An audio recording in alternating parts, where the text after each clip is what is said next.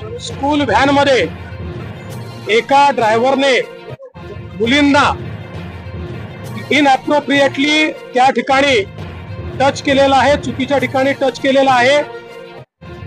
एका मुलीच्या पालकांनी ज्यावेळेस अशा प्रकारचा FIR दिला त्यानंतर लगेच इतर मुलींची चौकशी झाल्यावर अजून एक मुलीला त्यांनी अशाच प्रकारे टच केला आहे इनअप्रोप्रिएट ठिकाणी आणि इनअप्रोप्रिएट पद्धतीनं हे लक्षात आलं आणि म्हणून त्याच्यावर पॉस्को अंतर्गत गुन्हा दाखल केलेला आहे।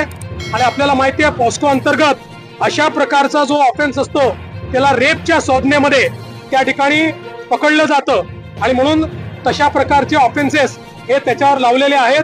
कडक कारवाई करण्यात येते आहे। संस्था चालकांना देखील बोलवलेलं आहे, त्यांचा काही त्याच्यामध्ये दोष आहे का हे देखील तपासण्यात येईल आणि सगळ्या संस्थांना देखील हे सांगण्यात येत आहे की तुमच्या संस्थांचे जे काही त्या ठिकाणी ट्रान्सपोर्टेशनचे वेगवेगळे मोड्स आहेत त्याच्यामध्ये सेन्सिटायझेशन करणं आणि त्याचे ड्रायव्हर्स किंवा इतर कोणी त्याच्यामध्ये जो स्टाफ असेल तो योग्य आहे की नाही हा बघितला गेला पाहिजे अशा प्रकारे सांगण्यात आलं।